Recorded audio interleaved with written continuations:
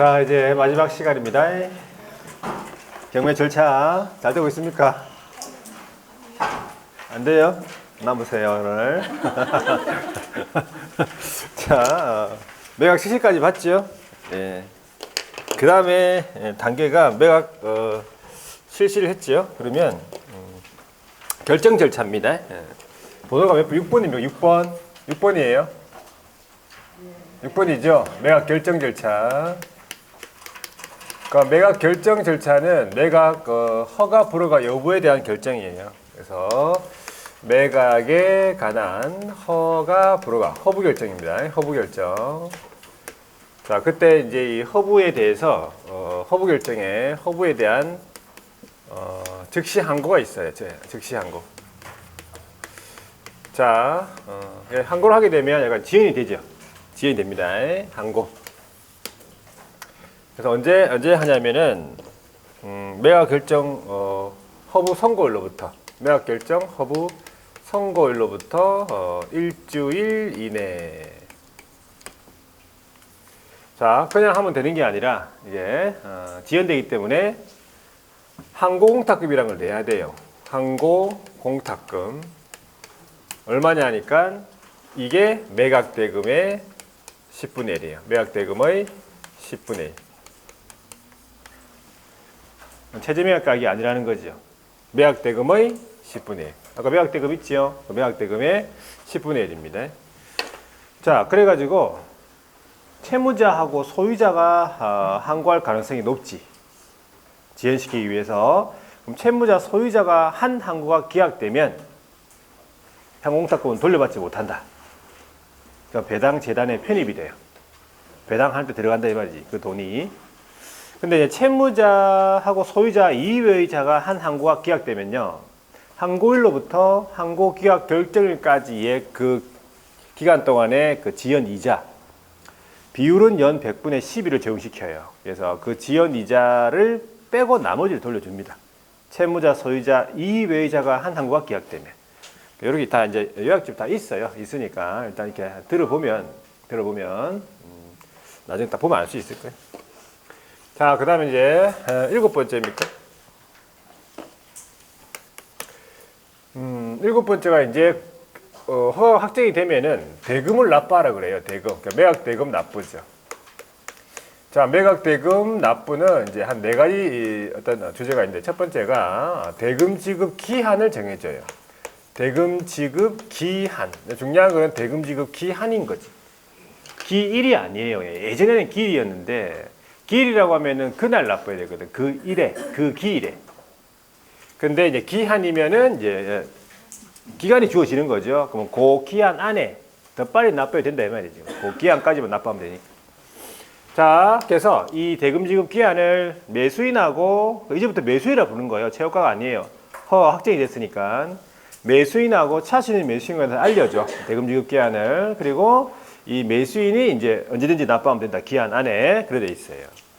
두 번째가 대금 지급의 절차인데 얼마를 납부하겠습니까? 매각 대금이 있겠죠. 매각 대금을 납부하면 되는데 이 매각 대금에서 자기가 이 매수인이 최초에 냈던 보증금이 있습니까? 보증금을 빼고 납부하면 된다. 매각 대금에서 보증금을 제외한 금액을 법원 안에 은행이 있어요. 그 은행 납부하면 돼. 자, 그런데 이런 사람도 있잖아. 배당받을 채권자가 매수인이 됐다. 그러니까 배당받을 채권자인데 배당받을 금액이 있겠죠. 근데 매수인이 된 거예요. 그러면 매각 결정 기일이 끝날 때까지요. 매각 결정 기일이 끝날 때까지 법원에다가 이제 상계 처리 신고하는 거예요. 상계 신고. 상계 들어가 상계 신고를 하고 매각 대금에서 자기가 이제 배당받아야 할 금액이 있을 거 아니에요. 그걸 빼고 나머지를 배당 기일에 납부하다 돼 있어요. 배당 기일에 매각 대금에서 자기가 배당받아야 할 금액이 있을 거 아니에요. 그거 빼고 나머지를 배당 기일에 납부하면 된다. 그런 내용들도 있고요. 세 번째가 그 다음에 세 번째가 뭐냐 하니까 대금을 납부했네. 자, 지급 효과 매각 대금 지급을 다 했지요. 지급 다 했으면은 일단 이렇게 돼 있어요. 다 낸 때 매각 대금을 다 낸 때, 그러니까 완납시. 이게 말이 경납대금 완납시잖아요. 매각 대금을 다 낸 때 매각 목적인 권리 확정적 취득이죠. 매각 목적인 권리, 매각 목적인 권리 취득. 이 말은 대금 지급 기한이 이렇게 도래하지 않아도 매각 대금을 다 내면 바로 취득한다 이 말이에요. 이게 경락 대금 완납시잖아요. 자, 그러면 이제 차순위가 있잖아요. 그럼 차순위는 그러면 어떻게 되느냐? 차순위는 이렇게 되는 거죠. 매수의 책임을 벗게 돼요. 매수의 책임을 벗게 되고 그때 보증금을 받아가지고 집행하는 거예요. 그러니까 차순위가 언제 집행하는가 잘 보세요. 차순위는 언제 집행합니까? 최고가, 그러니까 매수인이 돈을 다 내야 집행합니다. 아시겠죠? 그때 보증금을 받아갈 수 있다 이 말이에요. 그러니까 아까 지금 아는 것 같은데 아까 매각 실시할 때 자, 최고가하고 차순위 정해졌죠? 그러면 이 최고가하고 차순위 두 사람 이름 불러. 성명하고 가격을 부르고 매각기일을 종결해요. 그러면 이 차순위하고 최고가하고 차순위 두 사람 빼고 나머지 사람들 있잖아. 그 나머지 사람들은 어떻게 하는데? 집행하죠? 그냥 갈 수는 없잖아. 그때 뭘 받아가? 보증금을 받아가는 거예요. 그때 보증금 신청할 수 있다 이 말이에요. 다른 사람들은. 근데 차순위는 매각 대금을 매수인이 다 내야지 집행합니다. 그때 보증금을 받을 수 있어요. 되겠죠? 다 안 내면 기다리고 있어야 돼요. 일단은. 자, 네 번째 보세요. 미지급. 납부 기한까지 납부 안 했다. 미지급에 대한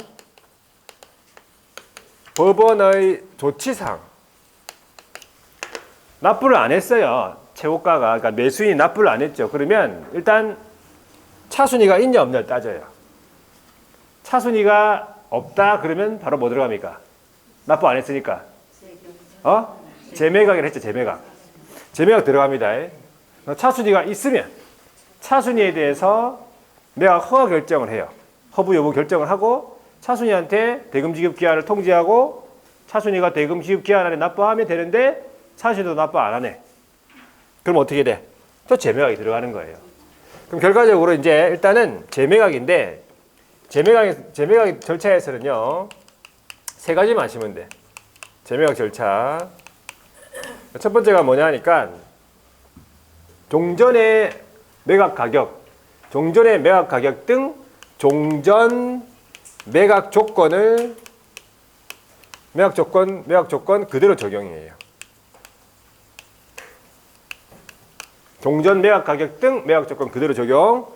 두 번째가 전 매수인. 이러면 이제 요거 최고가. 그렇죠. 전 매수인은 참여할 수는 없는 거죠. 재매각에 자기 때문에 재매각 됐으니까 참여할 수도 없고 보증금을 이제 돌려줄 것도 요구하지 못하지. 보증금 못 받아요. 자, 세 번째는 이 전 매수인이 재매각 기일 며칠 전까지 재매각 기일 3일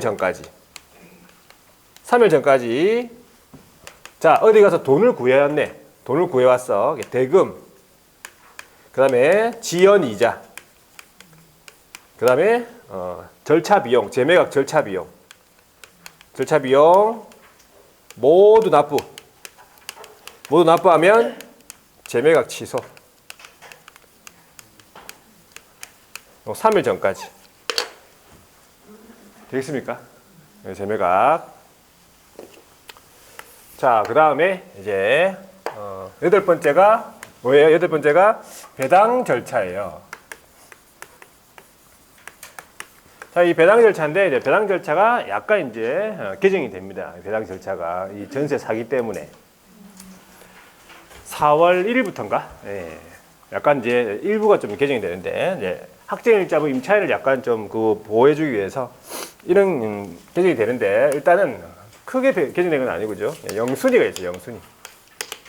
영순위는 뭐냐면 경매 절차 비용이에요. 경매 비용 있죠. 채권자가 처음에 경매 신청할 때 들어갔던 비용 있죠. 경매 절차 비용. 자, 그리고 이 저당 부동산을 취득한 제3취득자의 필요비, 유익비 같은 비용 상한 청구권. 비용 상한 청구권.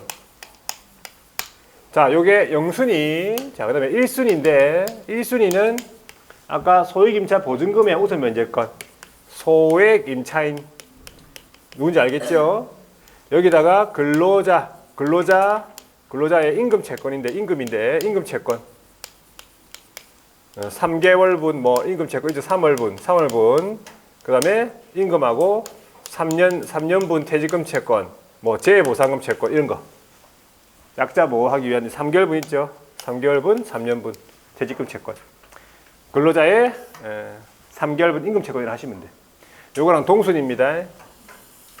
자, 여기에서 이제 2순위가 원래 뭐였냐 하니까 2순위가 당해세라고요. 이 당해세가 뭡니까? 해당. 그 경매 부동산에 직접 부과된 국세지방세예요. 종부세라든지 증여세, 상속세라든지 재산세라든지 지방세. 그 경매 부동산에 직접 부과된 국세지방세. 그러니까 이거를 국가가 먼저 받아가겠다는 얘기야. 근데 이걸 양부해 주겠다는 거예요. 이게 개정된 게. 이거를 양부를 해주겠다. 이 당해세를 양부를 해줄 텐데 어떤 경우에 양부하냐면 이 당해세의 법정 기일이 있어요. 그러니까 이 세금을 고지한 날이 보통 법정 기일이에요.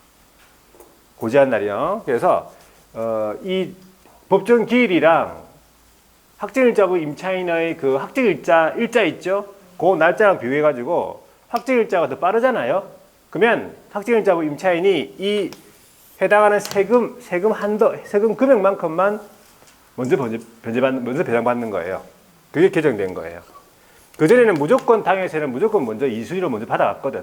법정 기일 상관없고 확정일자보다 더 늦어도 무조건 당해세는 받아갔어요. 정부가. 근데 이거를 양보하겠다는 거예요. 이거를. 누구한테? 확정일자부 임차인한테. 확정일자하고 이 법정기일하고 따져가지고 확정일자가 더 빠르면 그 당해세 세금만큼만 주겠다 이 말이에요. 먼저 배당해 주겠다 이 말이에요. 그게 개정된 내용이에요. 전체적으로 개정된 건 아니고 일단은 2순위로 봐야 돼요. 근데 확정일자하고 따진다는 거지. 그렇게 알아두시고. 자, 3순위가 있고 여기서 4순위가 있는데 4순위가 우리가 알고 있는 저당권 같은 담보물권이에요. 담보물권 알죠? 저당권. 그 다음에 확정일자부 임차인. 여기서 이제 확정일자부 임차인이잖아. 확정일자 받은, 그죠? 자, 임차보증금 채권인데 그 확정일자 받은 임차보증금 채권. 확정일자부 임차인. 그러니까 요게 이제 기준순위라고 봐야 돼요. 요 4순위가. 4순위가 원래 이제 확정일자가 기준순위인데 이제 3순위가 뭐냐니까 이 4순위보다 빠른, 그러니까 법정 기일이 빠른 국세 지방세 이렇게 돼 있었어요. 이래. 이거는 국세 지방세, 이게 그 경매 부동산에 부과된 국세 지방세 아니고 이 당해세 아니고 그냥 국세 지방세인데 요 확정일자보다 빠른 국세 지방세가 3순위. 그렇다면 이 4순위보다 늦은 게 있어. 이 4순위보다 늦은 법정 기일이 늦은 국세, 당해세 이외의 국세 지방세라고 되어 있는데 일단 국세 지방세. 그러니까 늦은 국세 지방세는 6순위로 가는 거예요. 4순위 요 확정일자보다 늦은 법정 기일이 늦은 국세 지방세는 6순위. 근데 여기 중간에 5순위가 있죠. 낀 게 있죠. 5순위. 5순위는 요 위에 요거 근로자의 3개월분 임금 채권 여기서 못 받아간 이걸 일반 임금 채권이라 그래요. 일반 임금 채권. 여기 중간에 5순위. 자, 요렇게 외우고 그 다음에 7, 8을 따로 외워요. 7, 8을. 7순위는 세금이 아니고 공과금이에요. 국민연금 같은 거지. 그 다음에 8순위는 뭡니까? 확정일자부 없는 그 임차보증금 채권. 확정일자부 없는 것. 이걸 일반 임금 채권이라고 그래요. 일반 채권. 임금 채권이 아니고 일반 채권. 임금이 아니고. 그래서 자, 순서를 할 때 일단은 012를 먼저 외워요. 이렇게 012. 물론 당해세 같은 경우에는 확정일자랑 법정기일랑 비교해가지고 확정일자가 빠르면 확정일자 임차인이 먼저 받아갑니다. 자, 그 다음에 4순위를 보고 4순위보다 이 확정일자 4순위 저당권보다 법정 기일이 빠른 국세지방세가 3순위고 늦은 국세지방세는 6순위예요. 그러면 중간에 5순위는 위에서 못 받아간 3개월분 못 받아간 나머지 일반 임금 채권 7, 8을 따로 외우라고 했지. 7순위는 공과금, 국민연금 같은 거, 8순위는 일반 채권. 이렇게 외우셔야 돼요. 이렇게 외우면 0순위부터 8순위까지 금방 외워요. 다 외웠죠? 자, 됐고. 자, 마지막 9번째가 뭐예요? 소유권, 이전, 등기 등의 촉탁. 소유권, 이전, 등기 등의 촉탁. 그 다음에 부동산 인도명령. 그러니까 소유권, 이전, 등기 등의 촉탁은 매수인 명의로의 소유권, 이전, 등기하고 매수인이 인수하지 아니하는 부담의 말소 등기 이런 것들을 소유권, 이전, 등기 등이라고 하는 것이. 다 촉탁 등기로 하는 거고. 그 다음 마지막에 인도명령이죠. 매각대금은 다 납부했으니까 채무자한테 내한테 인도해 줄 것을 명령할 수 있는데 인도 안 해주지. 인도 안 해주면 법원에다가 매각대금 완납일로부터 6개월 이내에 인도명령 신청할 수 있습니다. 인도명령 신청. 자, 6개월이 이제 지나면 그 이후에는 이제 명도 소송으로 가야 되는 거예요. 그래서 여기까지가 절차예요, 절차. 되겠습니까, 여기까지? 자, 그래서 일단은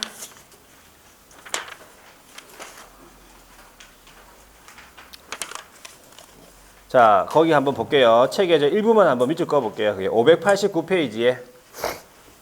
자, 589페이지에 보니까 경매 신청이라고 있네, 그죠? 자, 경매 신청에서 그 조문 안에 들어가 보세요. 조문 안에 87조가 있죠. 87조. 거기 보시면 첫 번째 줄에 경매 절차를 개시하는 결정을 한 부동산에 대하여 다른 강제 경매 신청이 있는 때는 어떻게 한다 했어요? 다시 경매 개시 결정을 하고 먼저 경매 개시 결정을 한 절차에 따라서 진행한다 돼 있죠. 경매한다 돼 있죠. 네, 요겁니다. 자, 그 다음에 그 밑에 양가로 1번에 보니까 부동산 소재지 법원에다가 경매 신청을 한다라고 보시면 돼요. 뒤로 넘어가 볼게요. 자, 그리고 참고해 보세요. 경매 신청 취하라고 적혀 있네. 자, 경매 신청 취하 해가지고 조문 안에 93조에 경매 신청 취하되면 압류 효력 소멸입니다. 그런데 이 항을 보니까 매수 신고가 있은 뒤 경매 신청을 취한다 돼 있잖아. 그러면 최고가 매수 신고인 또는 매수인과 차순위 매수 신고인 동의가 받아야 그 효력이 생긴다라고 돼 있네. 자, 경매 개시 결정 한번 보세요. 조문에 1항 경매 절차를 개시하는 결정에는 동시에 뭐 한다고? 부동산의 압류를 명한다 돼 있네. 그러면서 4항에 가보세요. 압류는 결정문이 송달된 때 또는 그 옆에 등기된 때 압류 효력이 생긴다. 먼저 된 때 생깁니다. 먼저 된 때. 그리고 5항입니까? 강제경매 신청 기각하거나 각하하는 재판에 대해서 어떻게 한다고? 적시한 거. 이런 것들이 막 시험에 물어봤었어요. 자, 그 다음에 그 94조 경매개시 결정의 등기라고 되어 있네요. 그죠? 경매개시 결정을 하면 그 사유를 등기부에 기입하도록 등기관에게 촉탁 등기한다 이 말이죠. 그래서 그 밑에 보니까 양가로 1번 조금 밑에 경매개시 결정에 대한 등기라고 해서 관할 등기소에 경매개시 결정에 기입 등기 촉탁 이런 말이죠. 좀 읽어보니까 이제 좀 이해되겠죠. 예, 오른쪽에 경매개시 결정문의 송달인에 경매개시 경매대상 부동산 소유자 채무자에게 경매개시 결정의 사실을 통지한다 이 말이죠. 경매개시 결정문 송달 정본 송달입니다. 자, 그래가지고 밑에 3 배당 요구 종기 결정 및 공고 나오죠. 거기 조문 안에 세 번째 줄 보세요. 배당 요구를 할 수 있는 종기를 그러니까 배당 요구 종기는 1000매각길 이전의 날로 정한다 요거예요. 자, 그리고 그 2항에 3항에 보시면요. 3항에 배당 요구 종기 결정 및 공고는 옆에 압류의 효력이 생긴 때로부터 일주일 이내라고 되어 있죠. 자, 배당 요구해야 되는 채권자들 적혀 있네. 집행력이 있는 정본을 가진 채권자들 하고요. 자, 경매개시 결정이 등기된 뒤에 가압류 채권자, 그리고 우선 변제 청구권자, 우선 변제 청구권, 이런 사람들 다 배당 요구해야 되는 채권자들이네. 그래가지고 그 밑에 2항 있죠. 이거 중요한데, 배당 요구에 따라서 매수인이 인수해야 할 부담금이 바뀌었죠. 그러면 배당 요구를 한 채권자는요, 배당 요구 종기가 지난 뒤에는 이를 철회하지 못한다. 배당 요구를 안 하는 것으로 하겠다. 이를 못한다 이 말이지. 잘 나오는 지문이고요. 뒤로 넘어가서 592페이지 제일 밑으로 내려가 보니까 이제 채권 신고 최고 이런 말 있죠, 그죠? 예. 채권 신고 최고. 그다음 오른쪽에 넘어가서 자, 매각 준비는 자, 현황 조사를 하고 감정평가사가 평가합니다. 부동산 평가. 그 내용이 조문 안에 보니까 85조의 현황 조사라고 있어요. 부동산의 현상, 점유 관계, 차임 보증금의 액수, 그 밖에 현황 이런 것들을 이제 조사를 하고요.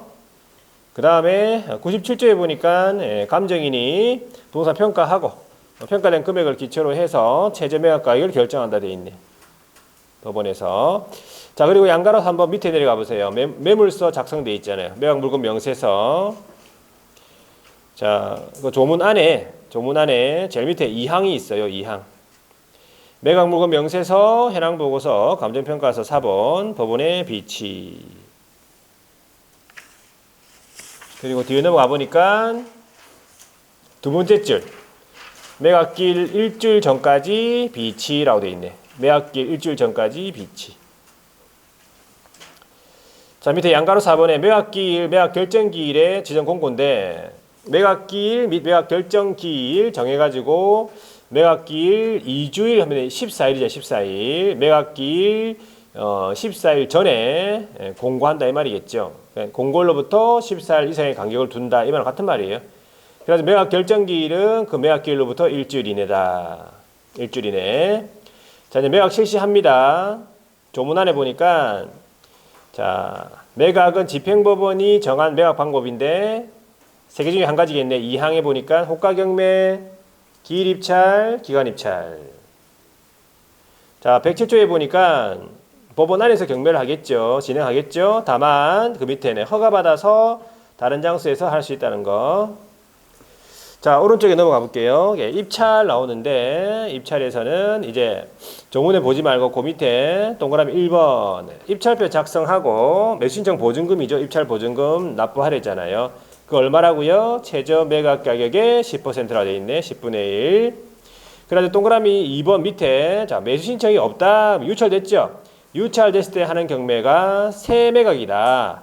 그때는 비싸기 때문에 최저 매각 가격을 상당히 낮춘다. 통상 20% 내지 30% 상당히 낮춘다. 신경매 이게 새 매각이에요. 자, 뒤로 넘어가서 이제 개차를 하지요. 그러면 누굴 결정하느냐? 최고가하고 차순위를 결정하는데 조문 안에 보세요. 자, 두 번째 줄입니까? 최고가 매주 신고인이 대금 지급 기한까지 의무를 이행하지 아니하면 자기의 입찰에 대해서 허가해 달라는 뜻을 하는 신고가 차순입니다. 얘가 차순위 매우 신고예요. 그래서 이 차순위 매우 신고는 누가 하냐면 했죠. 신고액이 최고가 매우 신고액에서 보증액을 뺀 금액을 넘는 때만 할 수 있다는 거. 물론 최고가는 제일 높게 쓴 사람이고요. 자, 115조에 보니까 최고가 매주 신고인이 인의 성명하고 가격 부르죠. 그리고 차순위 매주 신고인이 있으면 성명하고 가격 부르고 매각기를 종결한다 돼 있네. 그런데 이제 2항을 가보면 2항이요. 차순위 매주 신고를 한 사람이 둘 이상이다. 그러면 어떻게 한다 했어요? 그 두 사람 중에서 높은 사람이겠죠. 매수가격이 높은 사람이 되겠지. 근데 그 옆으로 쭉 가보니까 같다 그러면요 바로 추첨 들어갑니다. 사망해 보세요. 최고가 매주 신고인과 차순위 매주 신고인 제외한 나머지 신고인들은 어떻게 매수의 책임을 벗게 되면서 즉시 매수정 보증금을 돌려줄 것을 신청할 수 있겠죠. 그때 집에 간다고요. 자, 밑에 내려가서 참고해 보세요. 최고가 매주 신고인 결정 나오지요.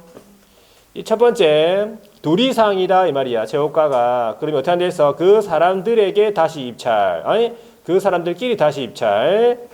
자, 그때 전에 입찰, 그 밑에 줄엔 전에 입찰 가격에 못 미치는 가격으로는 입찰할 수 없다는 거 이거 시험제 물어봤어요.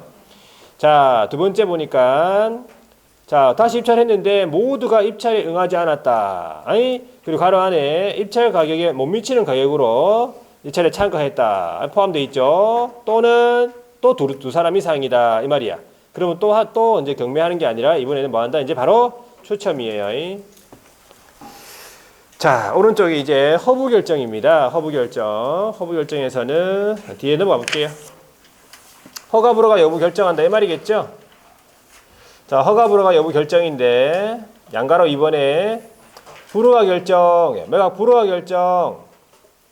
자, 불허가 결정했지요. 그러면 세 번째 줄입니까? 세매각기를 정한다. 이때 하는 경매도 뭐라고요? 세매각이에요. 신경매라고요. 이때는 최저매각가격을 낮추지 않지요. 비싼 게 아니니까. 자, 참고해 보면요. 자, 첫 번째 1번 끝에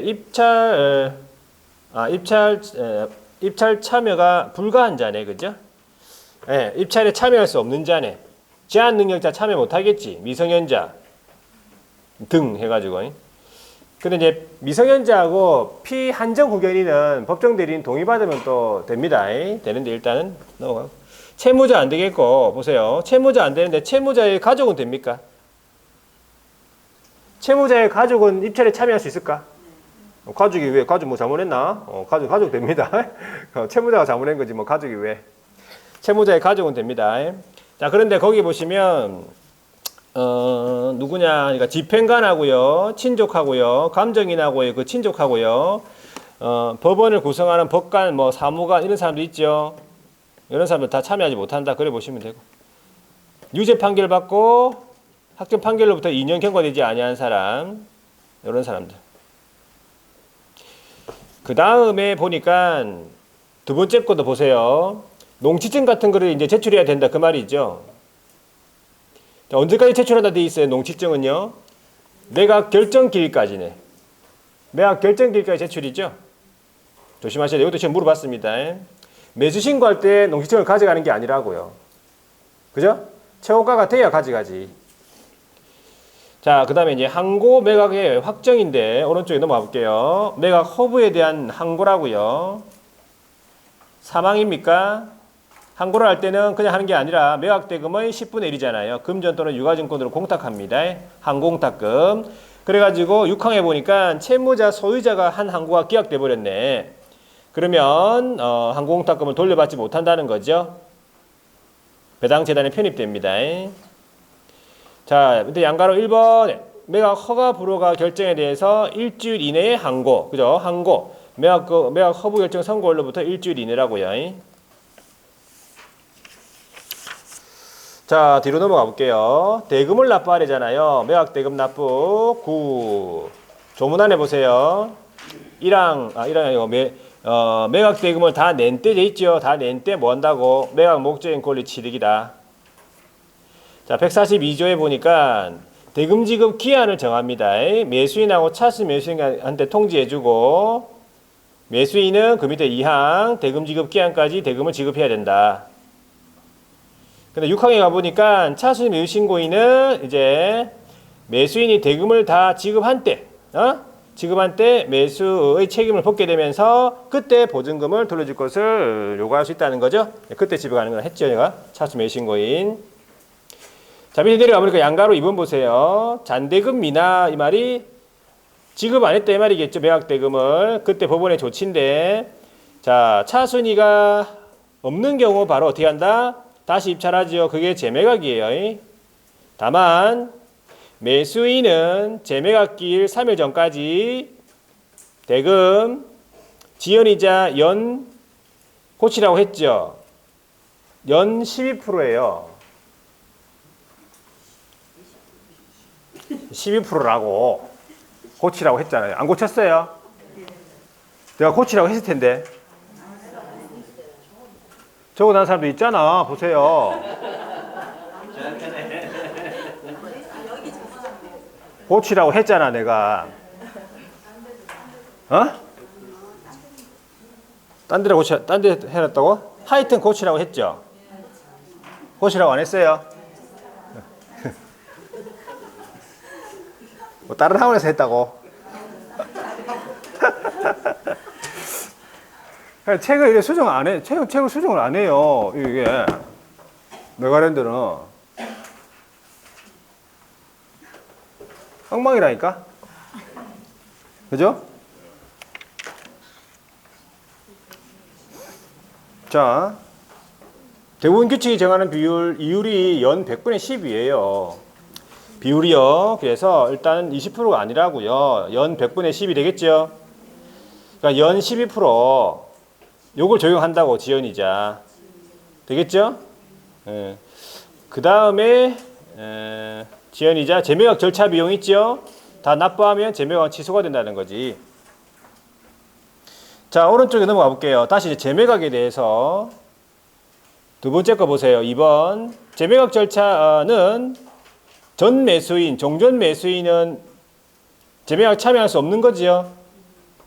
그리고 보증금 돌려줄 것도 돌려받지 못하고, 그리고 아까 했네. 재매각 절차, 종전 최저 매각 가격 등 매각 조건 그대로 적용. 그리고 네 번째, 재매각일 며칠 전까지, 3일 전까지 대금, 그다음 지연이자, 여기 얼마라고요? 이게? 여기는 뭐 퍼센트도 없는데 뭘? 여기다 적어놔라고 했어요? 잘했네 그러면 적어놔라 했으면. 그죠? 예. 자, 여기에 이율이 대부분 규칙이 정하는 이율이 연 100분의 10이라고요. 뭐 시험 문제 물어본 적은 없는데 일단은 연 100분의 10이. 지연이자 그다음에 재매각 절차비 모두 납부하죠? 그럼 재매각은 취소가 된다는 거. 자, 배당은 다 했으니까 넘어갈게요. 배당은 여기 있는 거 보지 말고. 자, 이제 오른쪽에 넘어가서 요거 하나 볼게요. 602페이지입니까? 602페이지 제일 밑에 가보니까 상계 신청이라고 뭐 있네. 이거 들어봤죠? 아까 채권자, 배당받을 채권자가 매수인이 됐다 그러면 납부할 금액하고 배당 확정된 금액을 상계 신청 가능하다는 거죠. 매각 결정기일까지 신고하고, 매각 결정기일까지 상계 신고하고, 배당받을 금액, 매각 대금에서 배당받을 금액을 제외한 나머지 금액을 배당 기일에 납부한다. 그래 돼 있어요. 자, 오른쪽에 소유권 이전 등기입니까? 예, 매수인 명의로의 소유권 이전 등기, 여기 두 번째 줄에 나오죠. 매수인 명의로의 소유권 이전 등기, 그 다음에 매수인이 인수하지 아니하는 부담의 말소 등기, 촉탁 등기로 합니다. 부동산의 인도 명령이네. 자, 대금을 다 낸 후 6개월 이내에 인도 명령 신청을 할 수 있다는 거죠. 인도 명령. 그 정도 말아주시고 6개월. 6개월이 지나면 제일 밑에 명도 소송입니다. 자, 권리 분석 안 했어요? 안 했구나. 했다고? 오늘 했어요? 오늘 안 했잖아요. 권리 분석이 최근에 나와. 권리 분석이요. 권리 분석이요. 최근에 시험 나와요. 간단해요. 604페이지 한번 보세요. 자, 권리 분석이라고 있는데 말소 기준 권리라고 있죠. 자, 이 말소 기준 권리는 거기 밑에 양가로 2번. 자, 매각 부동산의 권리 중에서 소멸될 거냐 인수할 것이냐를 판단하는 기준이 되는 권리예요. 그래, 말소 기준 권리가 6가지가 있는데 거기 보면은 자, 동그라미 2번 있지요. 저당권, 근저당권, 압류, 가압류, 담보가등기랑 경매기 결정 등기. 6가지 중에서 가장 먼저 설정된 권리가 말소 기준 권리로서 이 말소 기준 권리보다 먼저 설정된 권리들은 인수해야 되고요. 말소 기준 권리보다 후에 설정된 권리들은 소멸합니다. 자, 오른쪽에 이제 소재주의 보세요. 소멸주의, 소재주의인데 항상 소재주의는 첫 번째가 저당권, 근저당권, 압류, 가압류, 담보가등기. 자, 요거는 말소 기준 권리잖아요. 요런 거는 다 소멸합니다. 말소 기준 권리부터 소멸합니다. 자기부터 소멸합니다. 그 다음에 2번에 보면은 저당권, 근저당, 압류, 가압류, 담보가등기. 이게 말소 기준 권리죠. 이 말소 기준 권리보다 뒤에 설정이 되어 있는 용유물권들 다 소멸하겠죠. 세 번째, 경매개시 결정 등기도 말소 기준 권리 중에 하나이기 때문에 뒤에 설정된 권리 다 소멸하겠지. 근데 네 번째를 보니까 말소 기준 권리보다 먼저 설정되어 있는 전세권 같은 경우에는 이 전세권자가 배당 요구를 하잖아. 그죠? 그럼 최선순위라도 배당 요구하면 소멸합니다. 자, 인수주의 보세요. 항상 인수가 되는 권리가 있네. 그죠? 유치권하고요. 법정지상권하고 분묘기지권. 자, 그 다음에 두 번째 보니까 말소 기준 권리보다 선순위의 용일물권들이 인수가 되는 게 맞겠지. 근데 아까 얘기했듯이 최선순위 전세권자는 배당 요구하면 소멸하겠죠. 자, 그 정도만 알고 넘어가시면 돼요. 그리고 시험 문제 한 번씩 나오는 게 있네. 권리 분석 중에서 606페이지 참고 부분, 참고에 보면요. 자, 두 번째 거 보세요. 낙찰자는 돼 있죠. 매수인은 유치권자에게 그 유치권으로 담보하는 채권을 변제할 책임이 있습니까? 책임이 없다고? 책임이 있다고 돼 있잖아, 그 책에.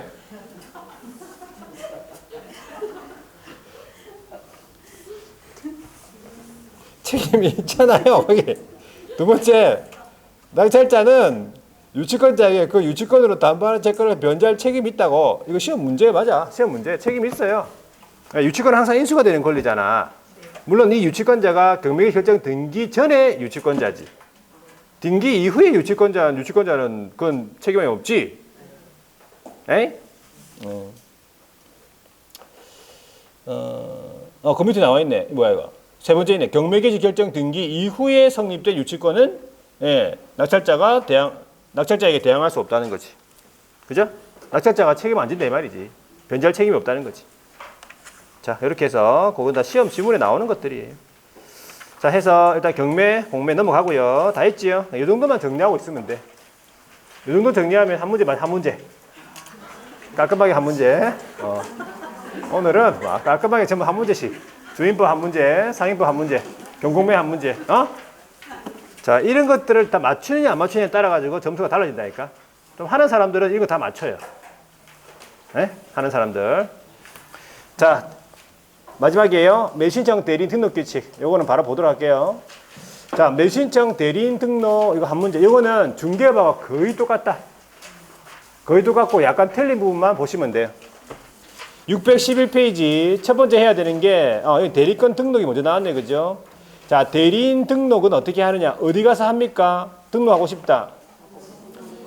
사무소 소재지 관할 지방법원 갑니다. 등록 간척하면 안 돼. 아시겠죠? 등록 간척. 사무소 소재지 관할 지방법원. 자, 등록 요건 세 가지가 있어요. 기업, 박스 안에 들어있죠. 기업 공인중개사이거나 법인인 기업이 돼야 된다. 이 무슨 말이에요?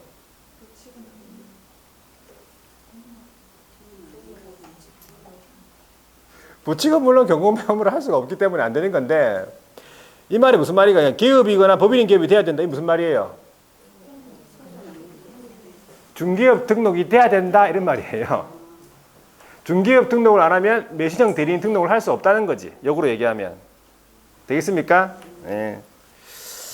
자, 니은에 보니까 경매 관련 실무교육 이수 뭘 알아야 하지. 경매 관련 실무교육 이수 해야지. 자, 세 번째로 주의하셔야 돼요. 보증 설정하고 들어갑니다. 여기서는. 우리 중개업 등록할 때는 보증 설정 언제 했죠?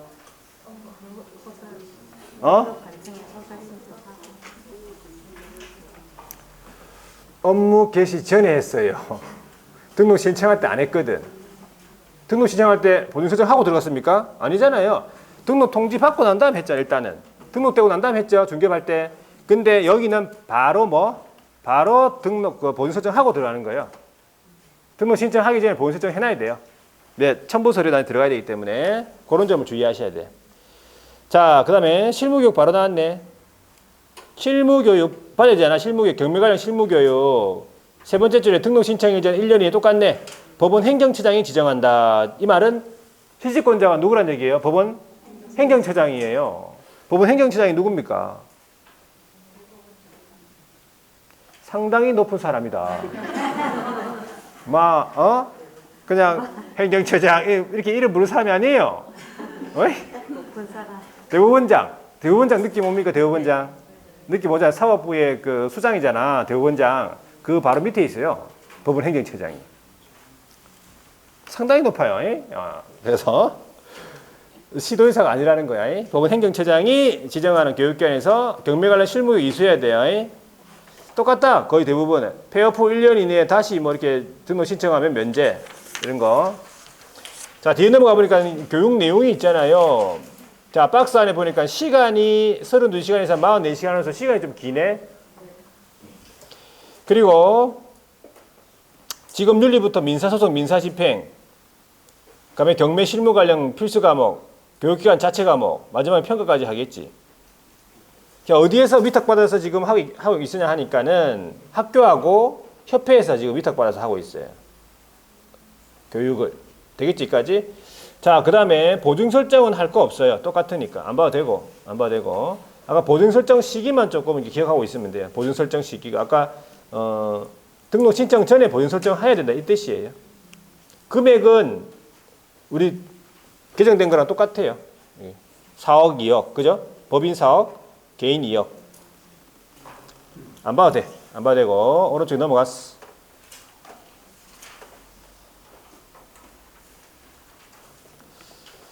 결격 사유 보세요. 양가로서 한번 등록의 결격 사유 5가지가 있는데, 대리 등록이 취소가 되면 여기서도 3년 동안, 3년 동안 등록 안 시켜줍니다. 그러니까 단, 폐업으로 인한 취소는 제외. 이거 시험 문제 물어봤어요. 폐업은 잘못이 아니니까 3년 안 지나도 등록됩니다. 자, 두 번째는 뭐냐 보니까 민사 집행법 관련해가지고 유죄 판결 받고 확정 판결로부터 2년 미경과예요. 세 번째는 똑같다. 업무정지, 대리 업무정지 처분받고 폐업한 자로서 업무정지 기간 동안 결격사유. 네 번째도 업무정지, 법인의 업무정지 처분받은 법인의 업무정지 사유 발생할 당시 사원 임원으로서 당해 법인이 업무정지 기간 동안 결격사유. 다섯 번째도 결격사유에 해당하는 자가 사원 임원으로 있는 법인. 그런데 여기는 단서가 없어요. 우리 중개업 할 때는 사유가 발생하면서 2월 이내 해소한 경우 제외 있었죠. 여기는 단서 없네. 단서를 갖고 오다가 깜빡했나 봐요. 깜빡했나 봐. 단서를 안 들고 왔어요. 맞아요. 뒤로 등록의 절차 해가지고 다음에 등록 신청 두 번째 줄이면 등록 신청서에다가 다음에 서류를 첨부한다 돼 있죠.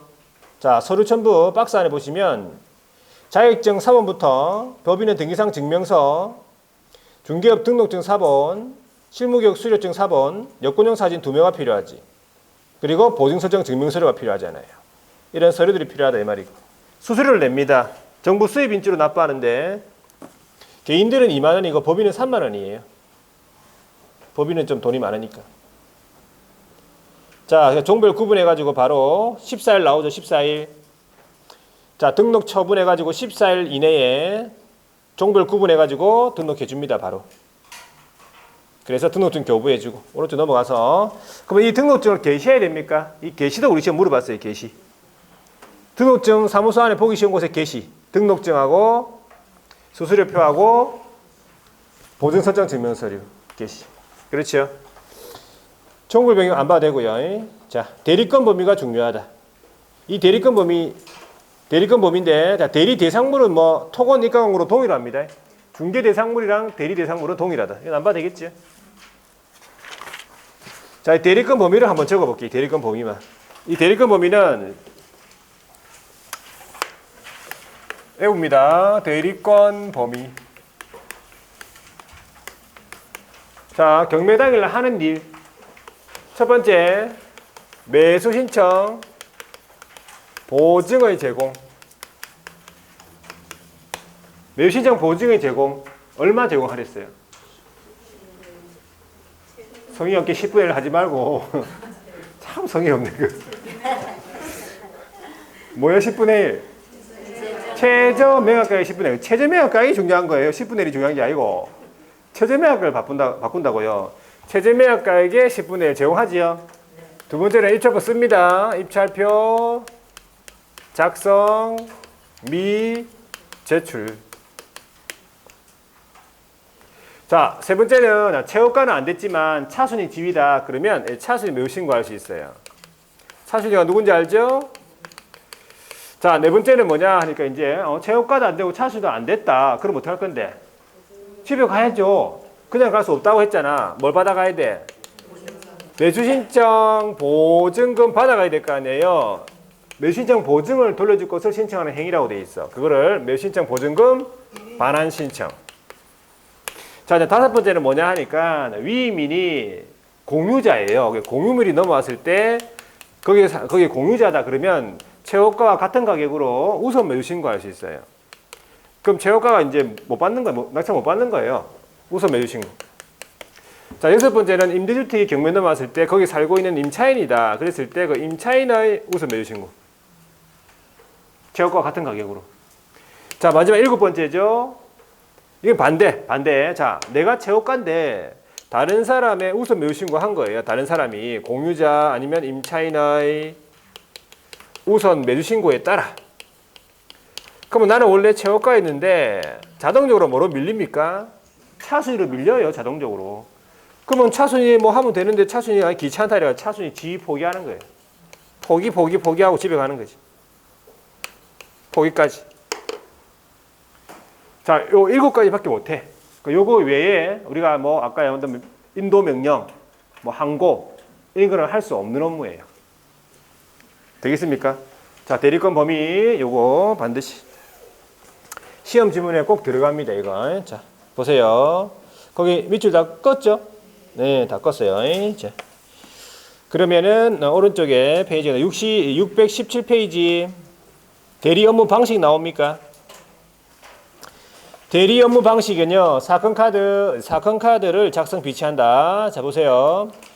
두 번째 줄에 사건 카드를 작성해서 비치합니다. 그리고 그 밑에 위임받은 순서에 따라서 그 밑에 필요한 사항 기재하고 그 옆에 서명 날인 한다 돼 있죠. 5년간 보존한다고. 이때 서명 날인 보세요. 또 새롭게 인장을 등록하는 게 아니라 서명 날인은 거기 동그라미 2번 있죠.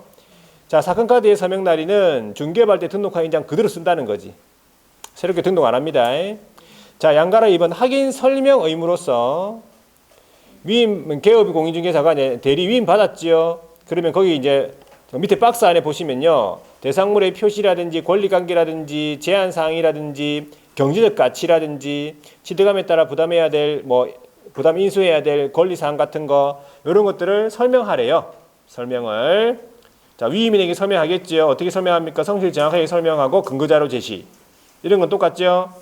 자, 그래가지고 확인 설명서를 작성해야 된다. 박스 밑에 있잖아요. 자, 위임 계약을 체결했죠. 그러면 확인 설명 사항을 서면으로 작성해서 여기다가도 서명 날인 하지요. 이때 서명 날인도 중개발 때 등록한 인장 그대로 씁니다. 위임인에게 한 사람한테 교부하고 그 사본을 사건 카드에 처리해가지고 몇 년 동안? 5년 동안 보존하래요.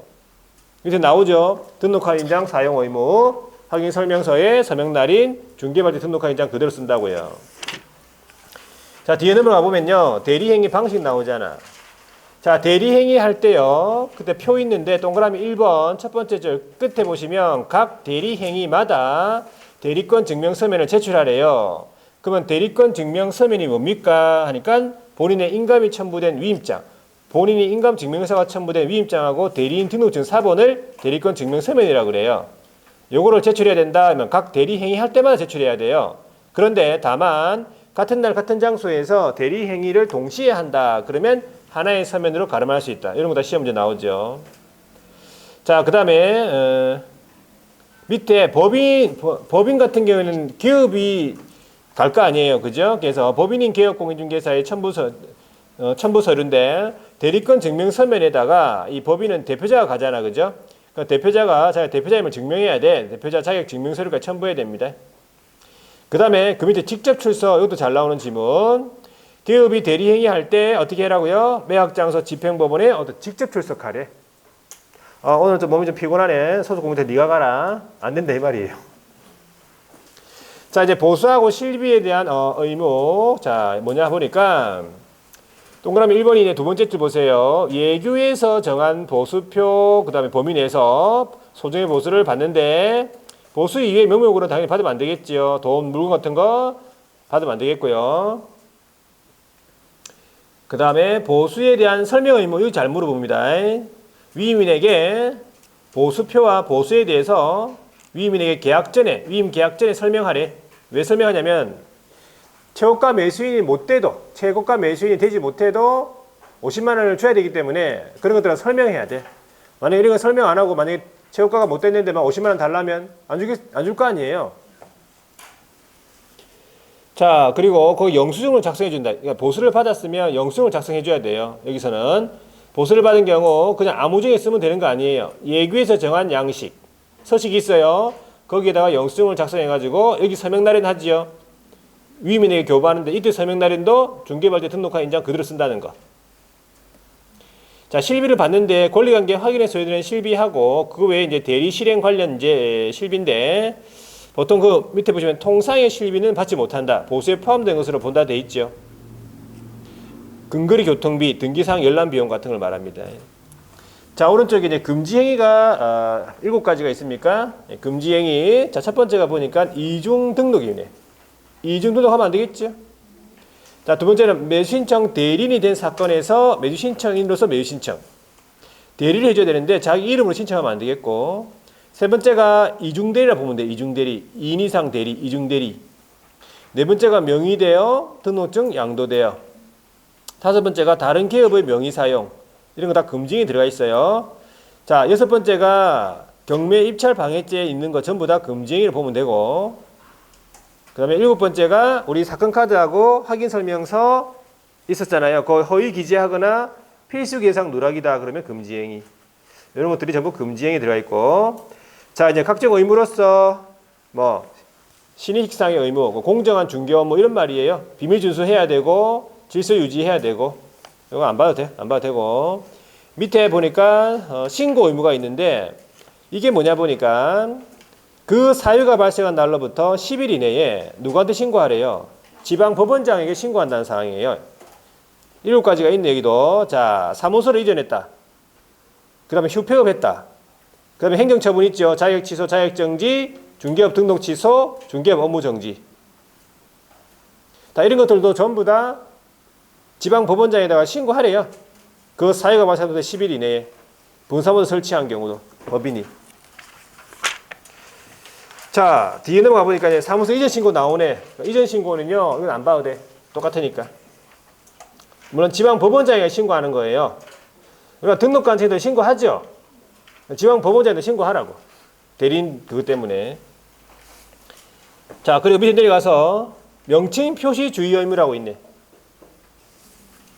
자, 첫 번째 줄 끝에 보세요. 우리 사무소 명칭이 있잖아. 간판에다가 우리 고유한 지명 등 법원 행정처장이 인정하는 특별한 경우를 제외하고는 우리 법원의 명칭이나 휘장을 표시할 수는 없다는 거지, 간판에다가. 법원이라고 쓰면 안 된다 이 말이에요.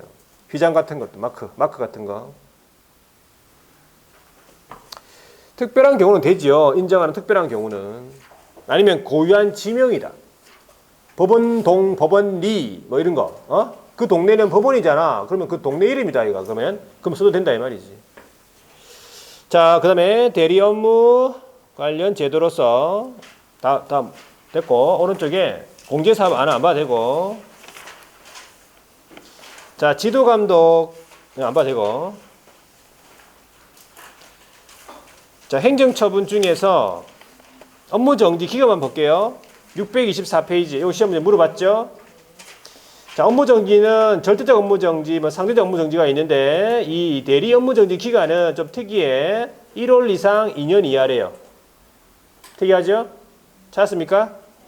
624페이지 제 밑에 부분 1월 이상 2년 이하. 이 시험 나왔잖아요. 기억하고 일단은.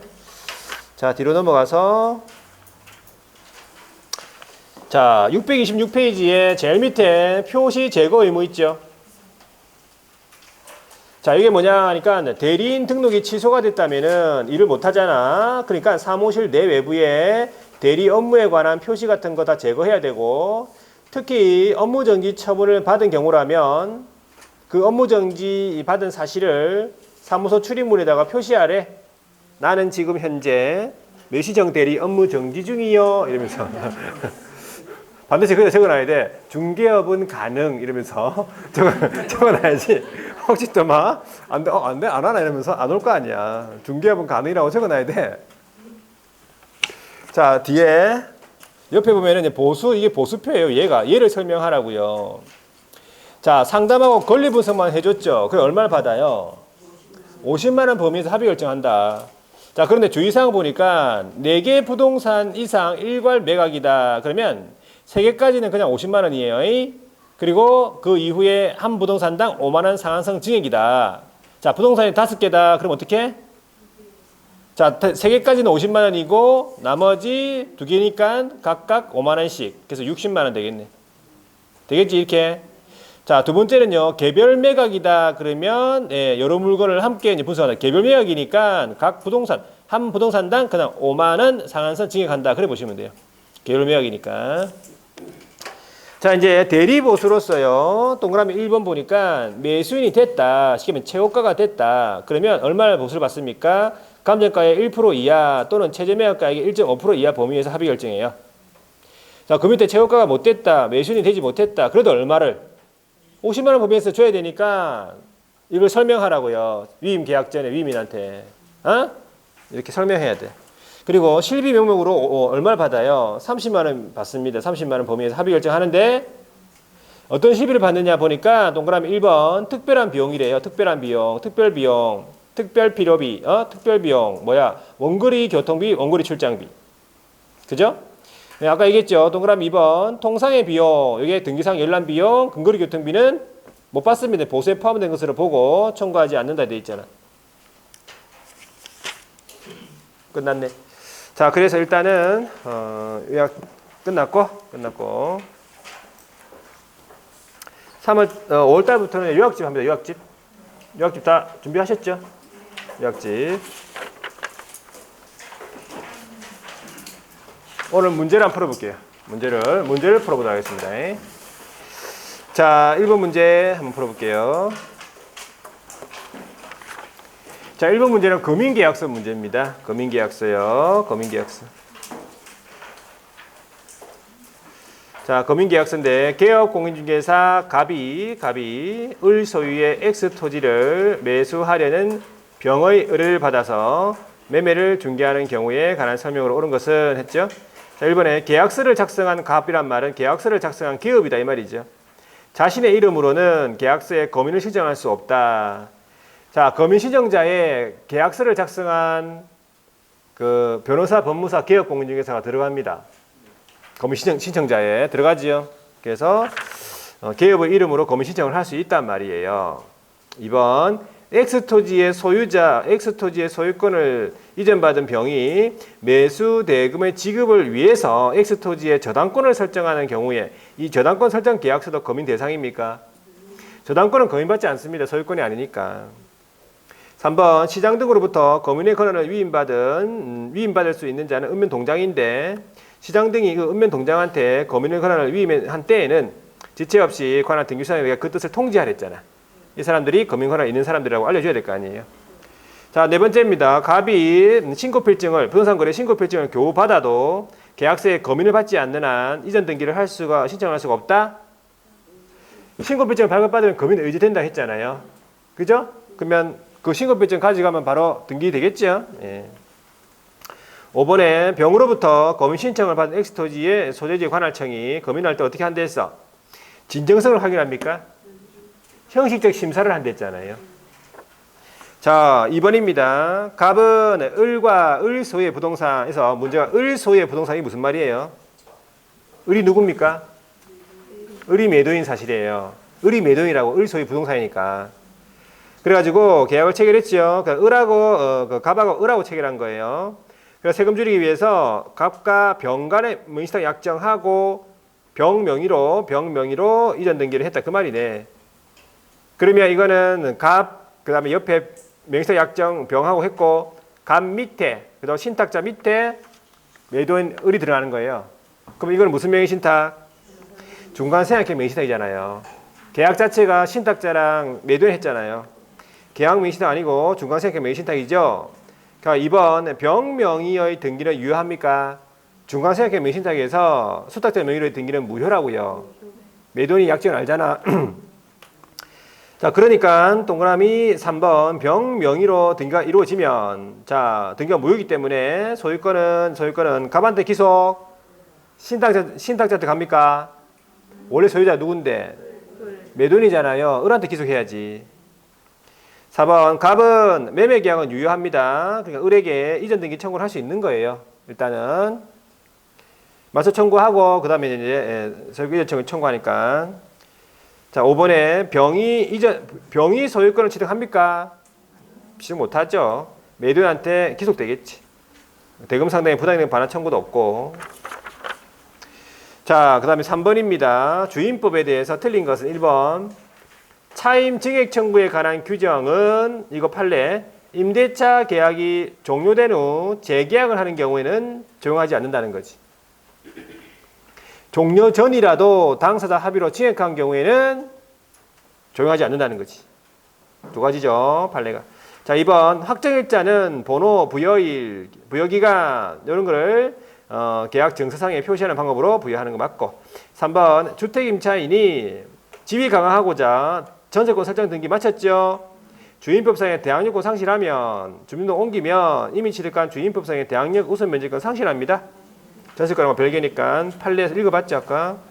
4번에 임차인이 다세대 주택 동호수 없이 지분만으로 주민등록 했네. 그러면 대항력 취득할 수가 없어요. 다세대 공동주택이니까.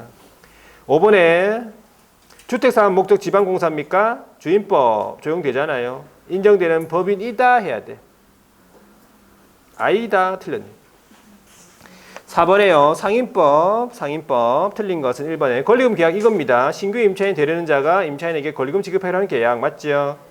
2번에 임차인의 차임 연체액이 몇 기, 3기에 달하는 경우에 계약 해지할 수 있다. 3기 차임 연체에 따른 해지 규정. 3번에 국장은 권리금의 감정평가 절차 방법 기준 고시할 수 있다. 국장. 4번에 국장이 법장과 협의를 거쳐서 표준 권리금 계약서 정해가지고 그 사항 권장할 수 있다. 국장이 정하는 거 맞죠? 5번 보증금이 전액 변제되지 아니한 대항력이 있는 임차권, 이 말은 말소기준금보다 선순위 이 말이죠. 임차 건물에 대해서 경매가 진행된 경우에 경락에 따라서 소멸합니까? 소멸하지 않지요. 보증금 다 못 받았고 말소기준금보다 선순위래. 그건 소멸하지 않습니다. 자, 5번입니다. 경매에 대해서 옳은 것은 1번. 기일입찰에서 매수 신청인은 보증으로 얼마를 자, 최저 매각가액의 10분의 1이잖아요. 틀렸죠? 2번. 매각 허가 결정이 확정이 되면 법원은 대금 지급 기일이 아니잖아. 대금 지급 기한. 에이? 자, 3번. 민법, 상법, 그 밖의 법. 우선 변제 청구권, 우선 변제 채권자, 우선 변제권 있는 채권자. 배당 요구 종기일까지 배당 요구해야지. 매각 결정 기일이 아니고. 4번 또 나왔네. 매수인이 매각 부동산 위에 유치권자에게 그 유치권으로 담보한 채권을 변제할 책임이 있다 해야 돼요. 인수가 되는 권리가 원칙적으로 유치권은. 5번에 매각 부동산 위에 전세권 나왔네. 저당권에 대항할 수 있다라고 하면 선순위죠. 전세권자가 배당 요구를 하면 어떻게 돼? 매각으로 소멸하지. 맞죠? 자, 그 다음에 6번입니다. 매수정 대리인 등록 규칙 틀린 것은 1번. 자, 개업공인중개사의 중개업 폐업 신고에 따라서 대리인 등록이 취소가 됐다. 그러면 그 등록 취소된 후 3년이 지나지 않더라도 등록의 결격 사유에 해당하지 않는다는 거지. 그죠? 2번 개업공인중개사가 대리인이 된 사건에서 매수신청에서 매수신청을 하는 행위 이거 금지행위 들어있었잖아요. 두 번째 금지행위에. 자, 3번 개업공인중개사가 대리에 관하여 위임으로부터 보수를 받는 경우에 영수증에는 중개행위에 사용하기 위하여 등록한 인장 그대로 쓴다는 거지. 4번 소속공인중개사는 대리인 등록을 할 수가 없다. 네, 소속. 중개업 등록이 안 됐잖아요. 그죠? 중개업 등록이 한 사람만 하는 거거든. 자, 5번 대리인 등록을 한 개업이 법원 행정처장이 인정하는 특별한 경우. 간판에다가 법원의 휘장 표시할 수 있겠지요? 특별하니까. 자, 그래서 뭐 문제는 풀어보면 그렇게 어렵지 않아. 뭐 했던 것만 뭐 다 하면 되잖아요. 했던 것만 다 하면 다 풀려. 자, 여기까지 하고 자, 5월달부터는 이제 새롭게 아무 일이 없다는 듯이 다시 시작합니다. 다시 새롭게 PPT로 쏠 거예요. 아시겠죠? 깔끔하게 쏠 거니까. 하여튼 5월달부터 더 열심히 할 수 있도록 하고 5월부터 더 중요합니다. 아시겠죠? 자, 여기까지 하고 시험 모의고사 잘 치시고 모르는 게 있으면 가져오시고 자, 여기까지 하고 다음 주에 또 건강한 모습 뵙겠습니다. 수고 많이 했습니다.